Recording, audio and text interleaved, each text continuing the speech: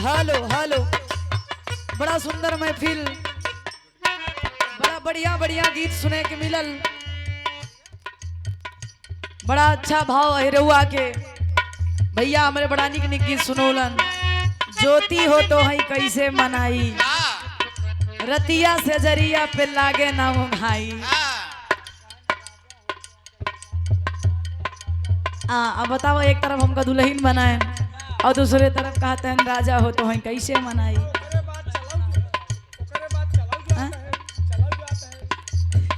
एक बात देखा, हमारे भैया के दोस्त हैं, इनका हम अपन दिल से भाई माने। पागलू तुझे समझ नहीं पाया। ए चचा रुका, तू सब समझ नहीं पाया, कहूने बात पर से कहे ना। देवेंद्र भैया हमरे हमसी अपन दर्द बतावत है, डायरेक्ट ना इनडायरेक्ट कहत हुवन कि ज्योति हो तो हई कैसे बताए, रतिया से जरिया पे लागे ना पगलू कहत रहे बियाह कैले। अब बड़ा भाई हन का समझाई, हम का बताई भैया, कई रिश्ता आई खातिर कहे बियाह कैले, लेकिन ये पगला माने बतावा इतनी भरी महफिल के बीच में आज हमका बतावत है। अब हम के कुछ करे के पड़े, अब जबरदस्ती बियाह कर करावे के बा।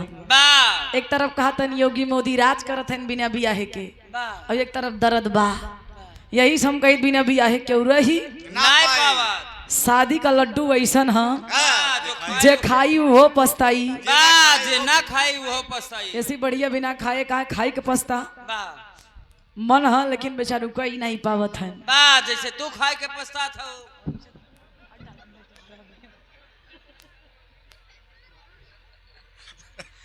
काटक तो का जान चला चल। बड़ी बढ़िया बढ़िया गीत, अब का बताई अपने भैया के हम। लेकिन देखा एक हमका दुल्हन बनाए बताई नहीं पाए, लेकिन ए दुल्हन बन जाए तो हम बतावत है भैया, हम बतावत है कैसे कही जाते है। अब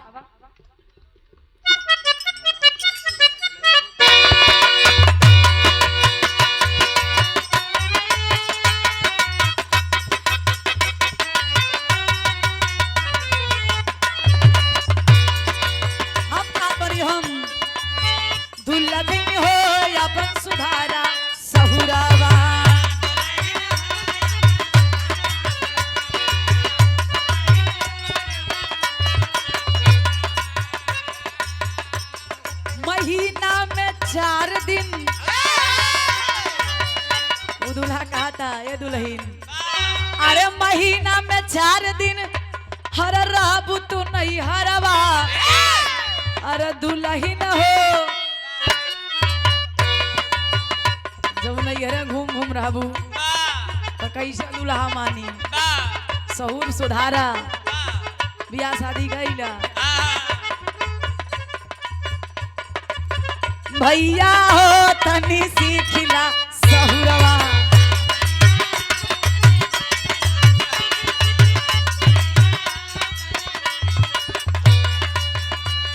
एक लाइन बस बताओ भर कर हल। भोजन चालू है, हमार भाई ओवन बड़ा स्नेह प्यार दुलार में मिला करता है। सच्चाई है विराह जगत में कैसा कलाकार है, कलाकार तो सब हैं, लेकिन सबके अपन अपन क्वालिटी है। बहुत बढ़िया कलाकार लगन चलत बा, कार्यक्रम रोजे सबके बा। तनी सा तबीयत था खराब चलता मौसम के हिसाब से, वैसे भैया हमरे का तो दिन रात उनके भी कार्यक्रम रहा, दिन रात हमरो बा और सवेरे फिर दिन रात है। लेकिन क्या करी, हमरे उमाकांत चचा के प्यार बा, 10 मिनट इनके खातिर गावे के पड़ी। एक गुरुजी बड़ी बढ़िया गीत बजाओ तो का बजौला।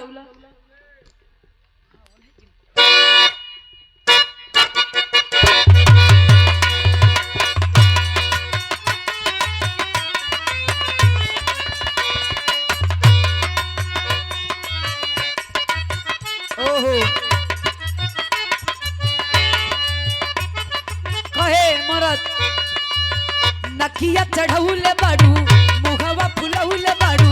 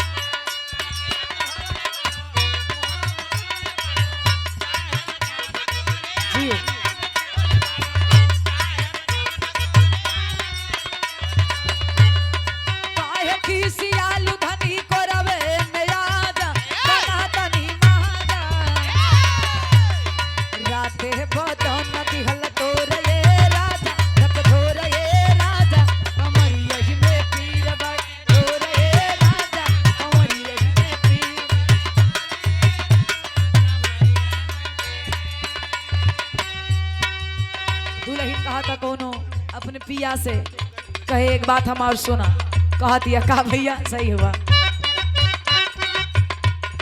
झुमका झूलनिया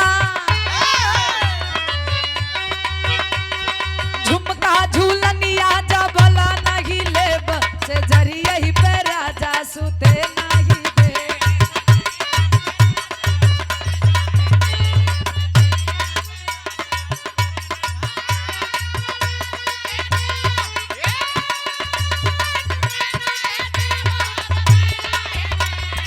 अरे वाह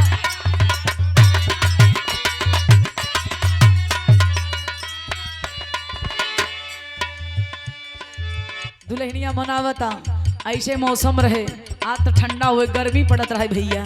कोनो दुल्हन अपने मर्द के कहा था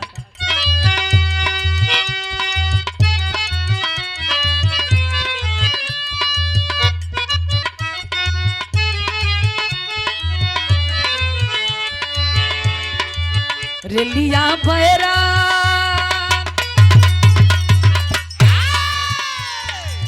रेलिया बैरन पिया के लिए जाई रे रेलिया बैरन।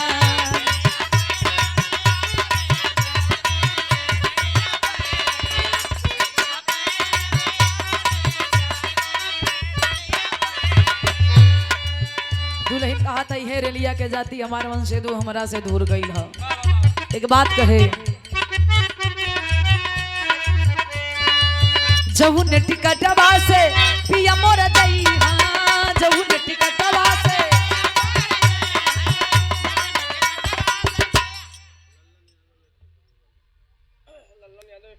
सम्मानित गार्जियन श्री लल्लन यादव 101 रुपए का आशीर्वाद पकड़ी के ऐतिहासिक धरती से, अच्छा सॉरी बछाड़ी के ऐतिहासिक धरती से सम्मानित गार्जियन श्री लल्लन यादव आपके द्वारा 100 रुपए का आशीर्वाद बहुत बहुत प्रणाम। आशीर्वाद के चाह रही उपस्थित जनता जनार्दन के प्रणाम हो, आशीर्वाद के कामना बा। कहे दुल्हन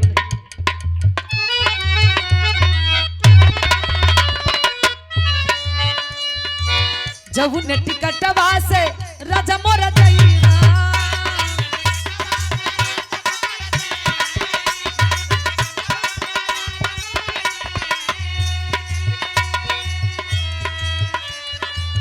पनिया बरसा पनिया बरसा टिकट गली जाई हो रेलिया बैरान।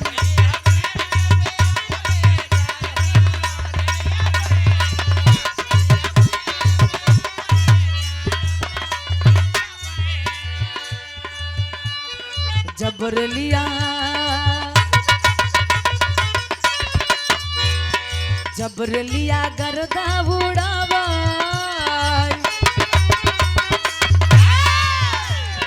जब रेलिया गर्दा उड़ावै तब सुधिया राजा के आवा।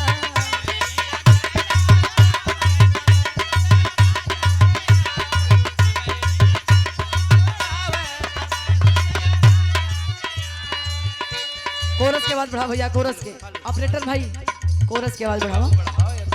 दुल्हन कहा था क्या कहे भैया, कोरस के बाद दोनों बढ़ाओ और ढोलक के बेस बढ़ा दो, ढोलक के बेस। 4 महीनावा गर्मी के दिनावा हो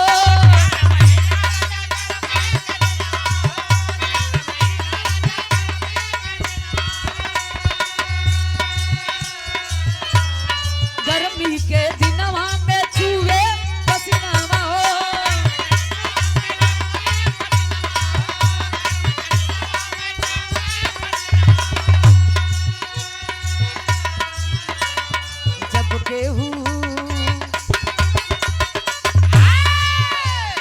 जब केहू गनिया डोलावै तब सुधिया राजा के आवै।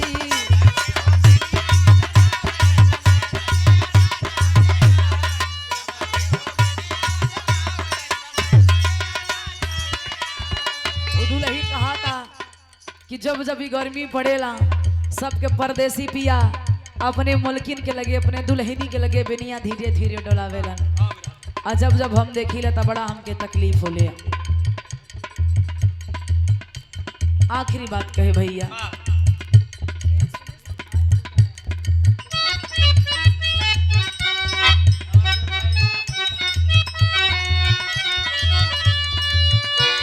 और 4 महीनवा बरखा के दिनवा, बरखा के दिनवा में भीजे पवनवा।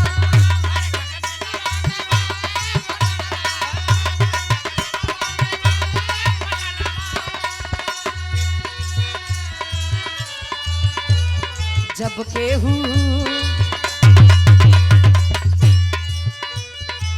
केहू छतरी ओढ़ावई तबई सुधिया राजा के आवई।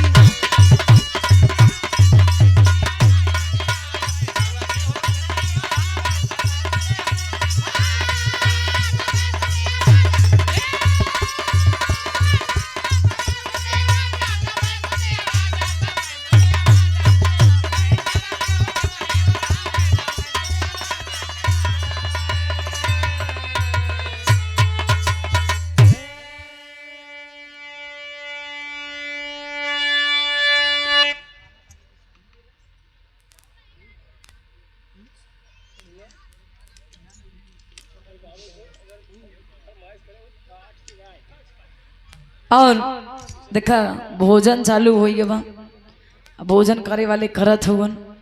हमरे चचा के फरमाइश बैठे बिरहा गादा लगन चला था, लेकिन हमरो उमाकांत चचा के को बिरहा नहीं पसंद आ, सिर्फ वीर रस।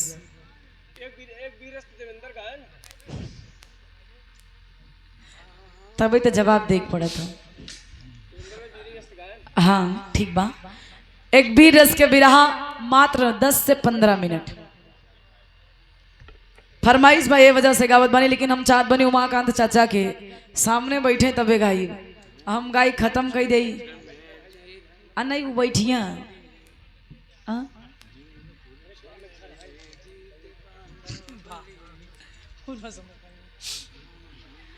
आई गुरुजी एक बिरहा आप लोगन के सुनावे चलत बानी। फरमाइशा घर मालिक के हम दुनिया में बताईला, इंसान कितनो बलशाली हो जाए, कितनो धनवान हो जाए, लेकिन इंसान के कबो घमंड अहंकार ना करे के चाहिए। काहे से कि घमंड भगवान का आहार बताया जाता है। जब जब धरती पर भगवान का अवतार हुआ है पापियों का संहार करने के लिए, तब तक भगवान सीख दिए हैं कि दुनिया में सब कुछ करिए लेकिन घमंड और अहंकार मत करिए, क्योंकि बताया जाता है विनाश काले विपरीत बुद्धि। जब इंसान के विनाश होखे वाला रहेला तो बुद्धि हमेशा विपरीत चलेला। तो ऐसे एक बिरहा सुनावे चलत बानी मात्र 10 मिनट के। चचा अब बैठा बैठा तब सुनाई। हाँ वैसे सुनाई कभी चाहिए मौके हे वाह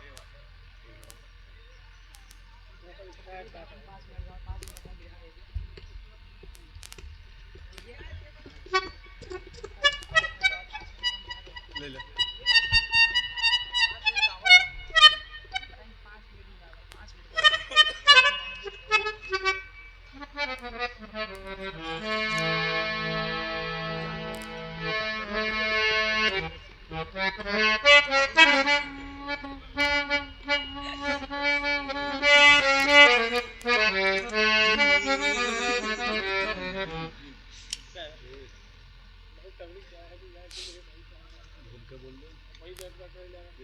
बस कर रहा है यार, ज्यादा चाय जिम पिया यार।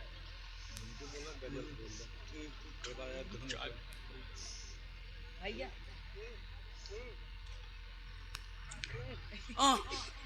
संभर के ए भाई काम भी गया था, बड़ा कमजोर है। समझ के आया समझ के आई 4 लाइन भूमिका में कवि जी वीरन के गाथा लिखत हुवन। बात वे समय के बाद गौर करिएगा, 1 मिनट। बात वे समय के बाद 5 पांडव जब कुरुक्षेत्र के रचना भइल तब कौरवन के हराकर 5 पांडव जब जितलन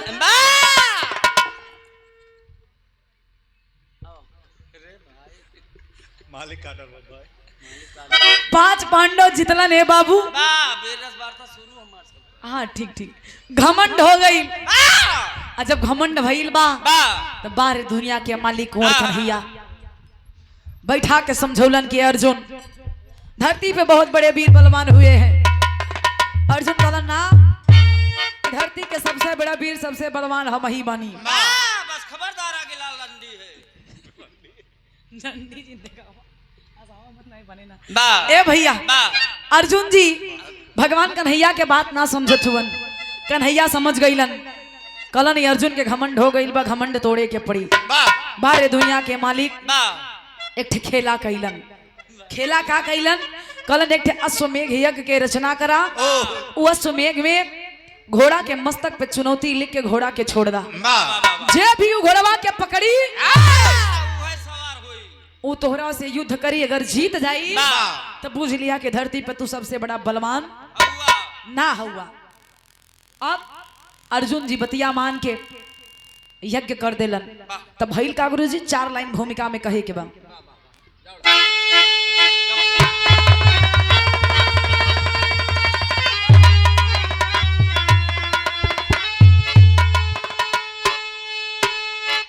तो जंग कुरुक्षेत्र में जीते पांडव बलि, शान सम्मान से सब गरजने लगे। होंगे राजा धर्मराज हस्तिनापुर, दिशा हर्ष के बाज बजने लगे। यज्ञ यश्वमेघ का यश्व छोड़ा गया, सामने धर्मराजा के अर्जुन कहे, दिग्विजय पाक निश्चय ही आएंगे हम, कोई साथे हमारे रहे ना।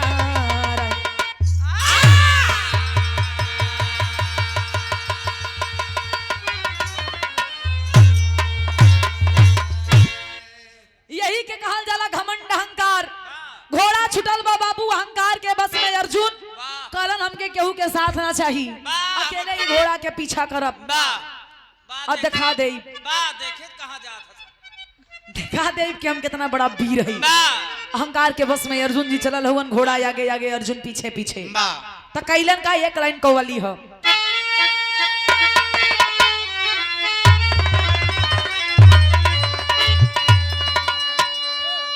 कि खिदमता, अरे खिदमता कब्र से निकली, अरे खिदमता कब्र से निकली मेरे वो रसूल अल्लाह।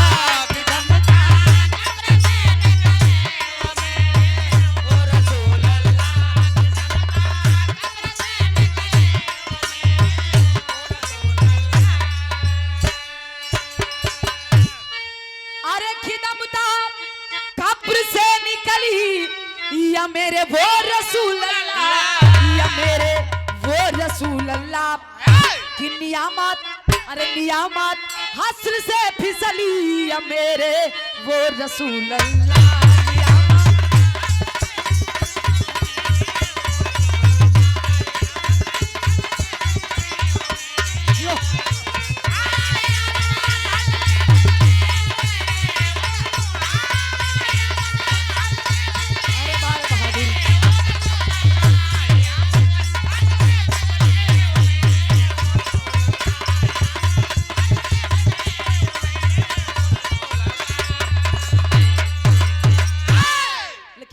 कभी जी लिखत वन वीरन खातिर, असली वीर होते कौन है? कहा लिखलन बस कि मिटा जो, अरे मिटा जो नाम मिटाए से, कि मिटा जो नाम मिटाए से निशानी उसको कहते। मिटा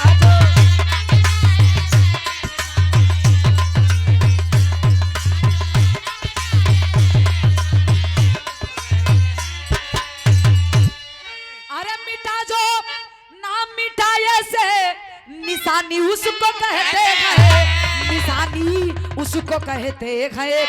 अरे वतन के काम जो आए जवानी उसको कहते हैं।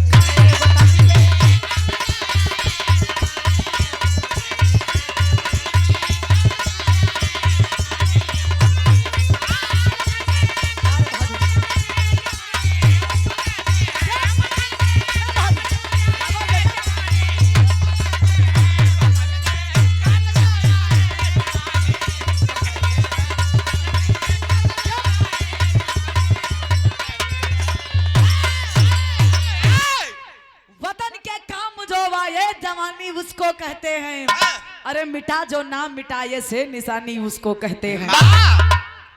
लेकिन कहानी के शुरुआत यहाँ से बात जौहरी में कहना बा गुरुजी। घोड़ा छुटल बा घोड़ा आगे आगे अर्जुन पीछे पीछे। घोड़वा पहुंचल कहाँ कहे के बा जौहरी।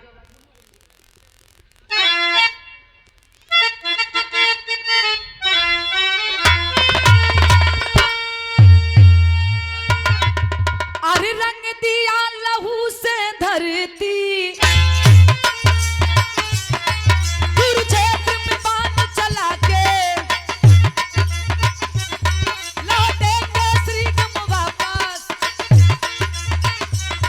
विजयी झंडा फहरा के घोड़े को सान से बांधी सिकने सरी के रानी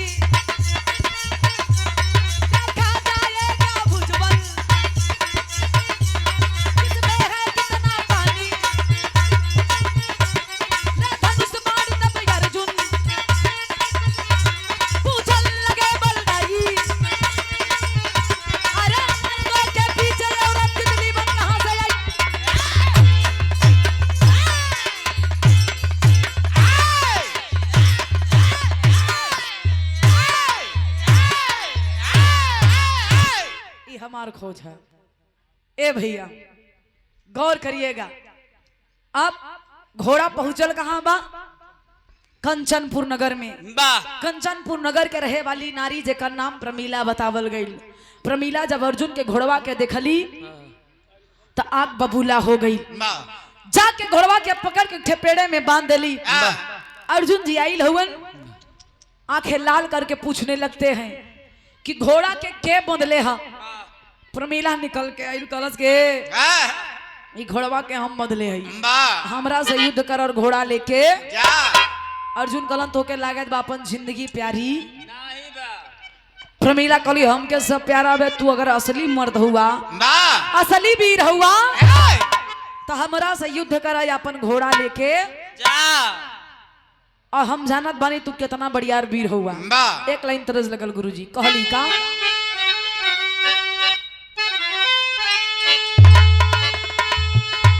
अरे आइला बसंत ऋतु, अरे आइला बसंत ऋतु, अरे उड़े लगा धीरे मोरी देहिया भइलबा कि मोरी देहिया भइलबा हर पियारा हर धीरे मोरी देहिया भइलबा।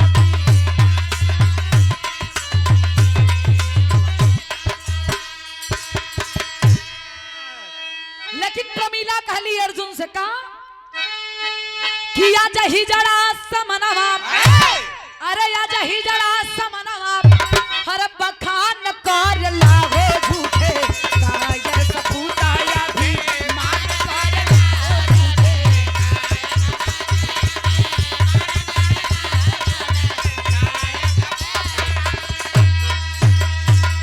काली कि हस्तिनापुर जाही आखी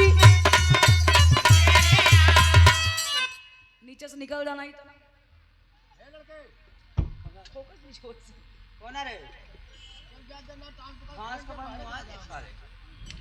व्यवस्था में लगा लोग ये दुनिया के भविष्य होगा। हस्तिनापुर जाही आखी चातर है चिड़िया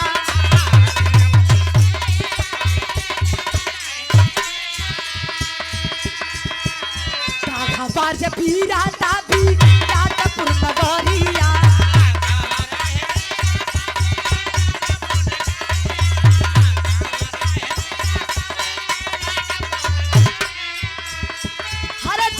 द्रौपदी के कीचक हर जब की द्रौपदी के कीचक पर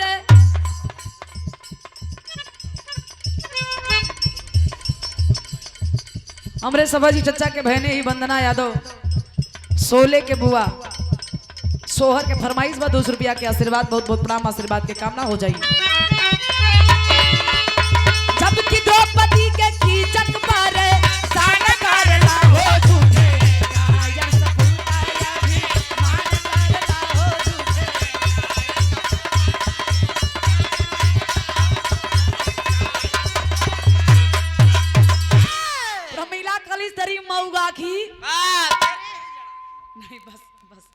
इतना बड़का अगर वीर रहला तो उ दिन याद कर ला बीच दरबार में द्रौपदी के दुशासन सिर खींचत रहल, पांचों भाई मौगा जैसन बन के बैठल रहला, तब वीरता ना याद रहल।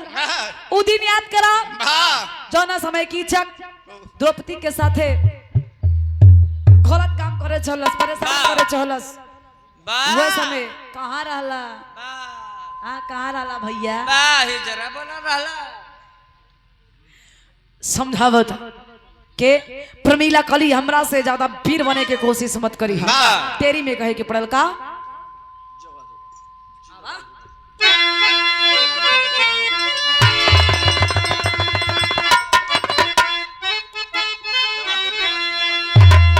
अरे जवानी जागी करके गरजना, अरे जवानी जागी करके गरजना, एक बार मोछ नहीं है, एक बार मोछ पे पानी।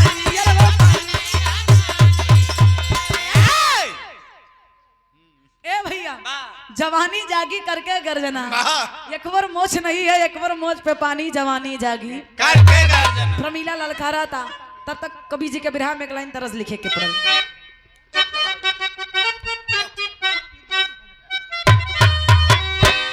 ओह तरह जोगी रामदास उस्ताद अपने जवानी के आलम में गावे, गीतिया सबके बस के बात नहीं बा।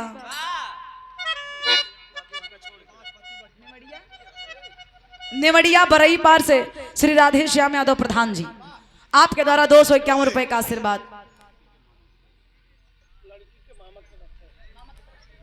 कन्या पक्ष की तरफ से, कन्या के मामा जी की तरफ से शानदार ये 501 रुपए का आशीर्वाद पैर छू के प्रणाम, आशीर्वाद के चाह कहलन तर्ज कैसे ए गुरुजी ई पत्ती से सबके बस के बात नहीं बगाओ। एक स्वर्गीय रामदेव उस्ताद गावत रहले कैसे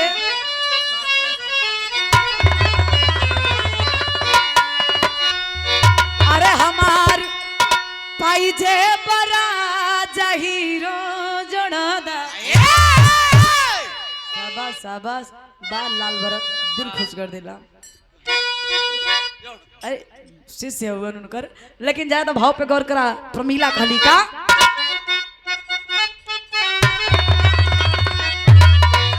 अरे चलावा बनावा सनावा,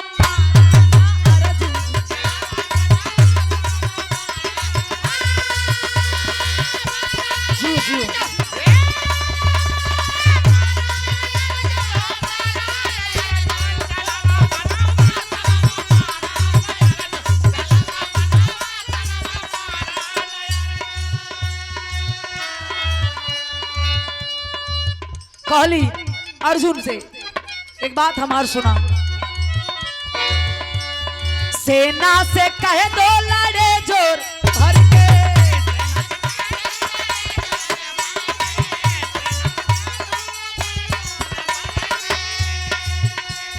ले जाओ वो घोड़ा समर जीत करके,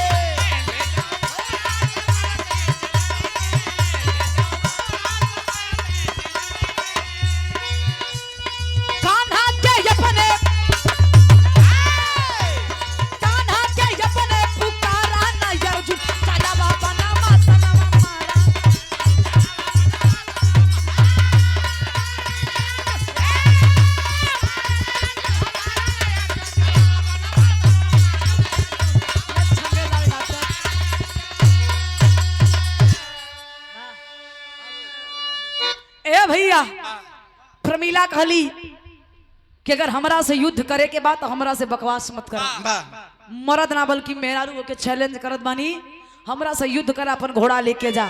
आज अपने कन्हैया के मत देखा, वो तो हर रक्षा ना करी। हाँ भगवान कन्हैया कहलन कि कोनो मर्द ना बल्कि एक नारी हुई, और नारी से अर्जुन तू तो लड़िए सकेला, ये कुरुक्षेत्र के मैदान नहीं खे। श्री राधे प्रधान बरई पार निवड़िया के ऐतिहासिक धरती से पुनः 200 रुपए देके सम्मान किया गया। प्रधान जी के बहुत बहुत प्रणाम, आशीर्वाद के चार है। हाँ रे दिल खुश कर ए भैया, लड़ाई होकत बा, प्रमीला खिसिया के बाण मार देली, तब भइल का गुरुजी भाव बदल गई।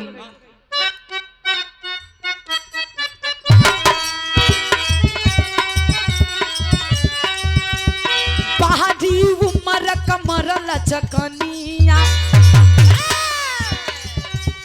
बाहरी उमर कमर लचकनिया गोरिया खींचई निहुर के पनिया गोरी के झूलन झूलनिया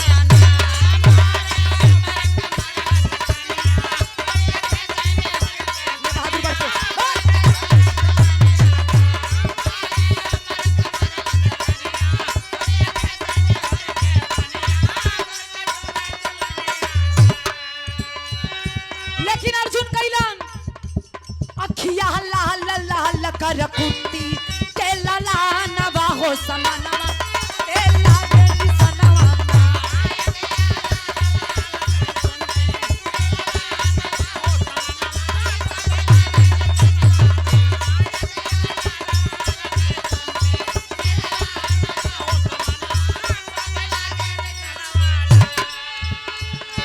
सन सन मार बान बलकारी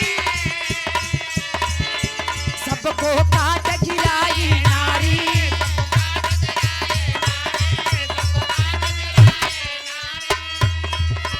मूर्छित हुए पार्थ धनुधारी सेना सामत जाई सोई अज धरा दिया हो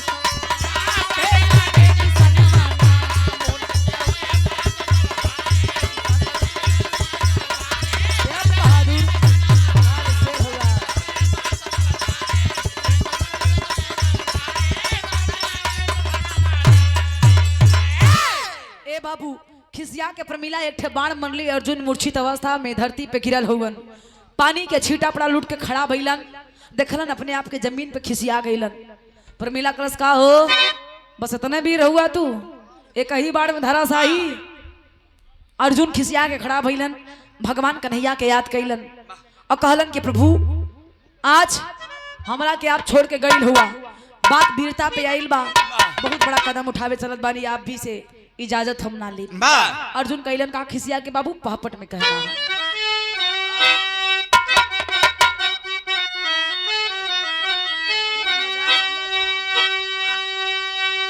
अरे मूर्छा से उठकर पार्थ बलवानामा सोचैरा नामा में अरे मूर्छा से उठकर पार्थ बलवानामा सोचैरा नामा में आज मुरारी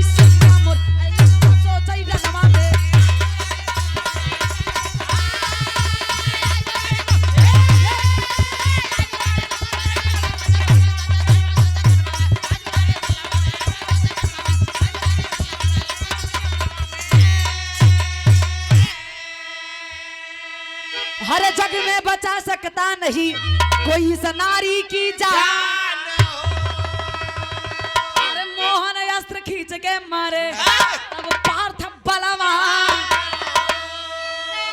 ए भैया मोहन अस्त्र भगवान कन्हैया का दिया हुआ मोहन अस्त्र जौने के काट नहीं खे बनल रहल अर्जुन के पास जब कोनो अस्त्र शस्त्र ना काम कैलस मोहन अस्त्र के याद कैलन भगवान से कलन की माफी चाहत बानी भगवान कन्हैया बतौले रहलन कि जौने समय मोहन अस्त्र के चला देबा पूरी दुनिया खत्म हो जाई अर्जुन कहलन दुनिया खत्म हो तो खत्म हो जाए नहीं खे गम लेकिन आज बात वीरता पे आइल बा मान सम्मान पे आइल बा बात संतोष है उठा के बाबू वो मोहन अस्त्र खींच के अर्जुन चलौलन जब प्रमीला के ऊपर तब मोहन अस्त्र जैसे गइल बा वैसे लौट के चल आए अर्जुन जी समझ गइलन का आल्हा में कहना हम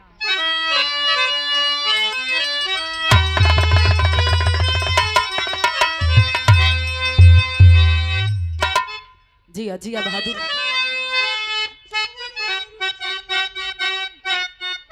ओहो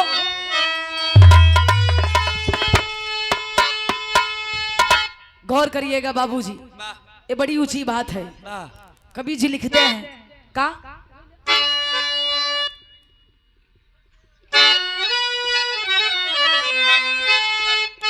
हाँ सही हो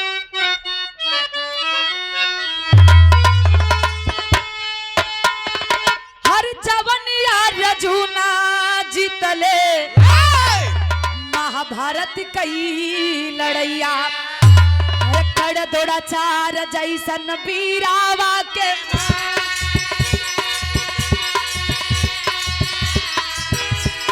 शंकर रहल मिटी जाई सारा संग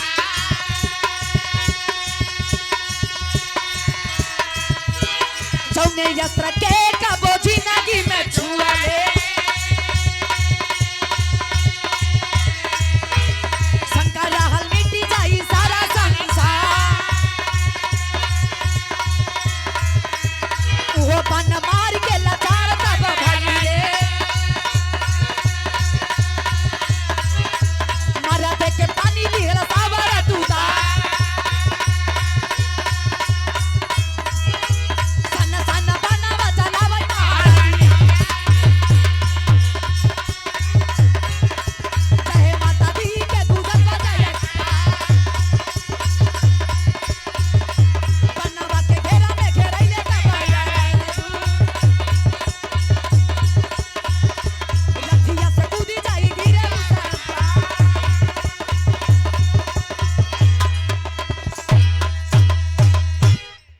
ए बाबू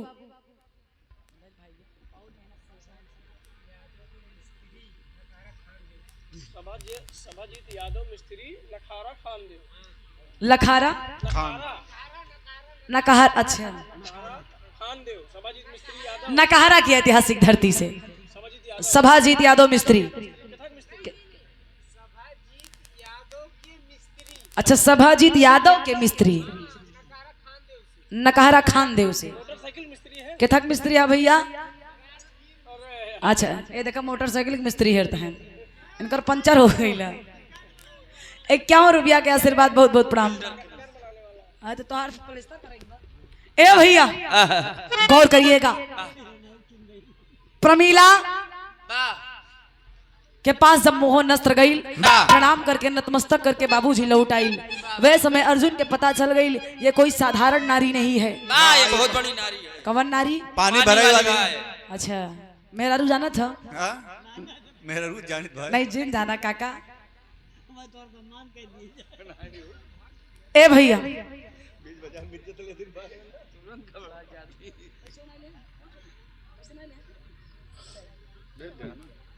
गौर करिएगा बाबूजी कैलन का खड़ी में कहना है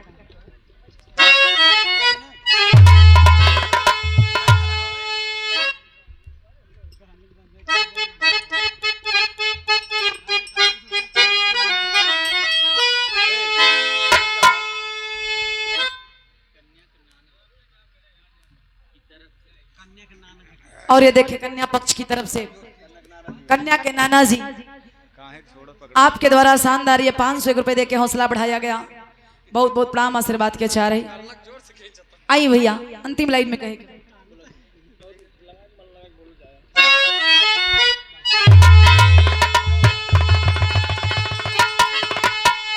अरे कहने लगे बनवारी बतिया माना ये धंधारी तना ही बची है अपर नवा जहाना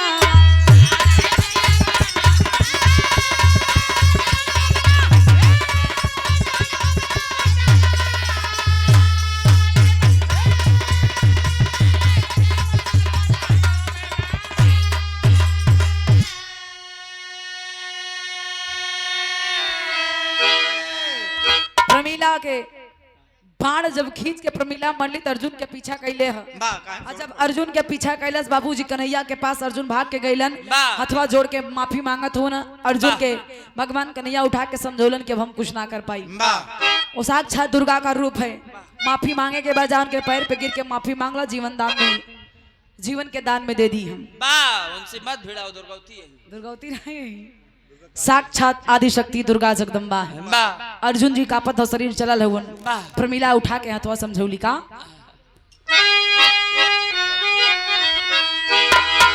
विमल ज्ञान वरदान के साथ अश्वदली महा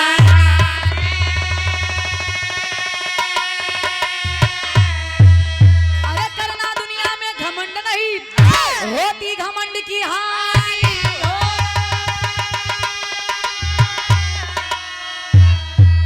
चल ले अर्जुन बाला बनवा भूला के बती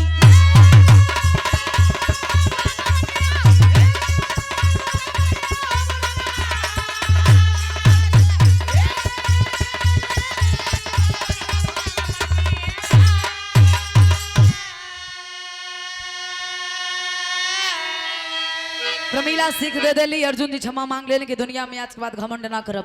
प्रमिला कली की अर्जुन समझ लीजिए, धरती वीरों से खाली नहीं, तुमसे भी बड़ा वीर बलवान कोई है। आखिरी में कहे कि पढ़ल गुरु बिहारी गुरु गणेश गुरु रामलाल समझाए,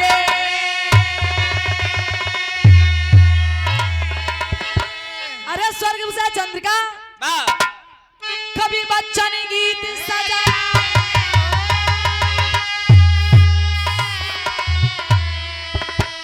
अरे जवानी जागी करके गर्जना, तो ज्योति राम कभी के रथिया पे महारानी, जवानी जागी करके गर्जना।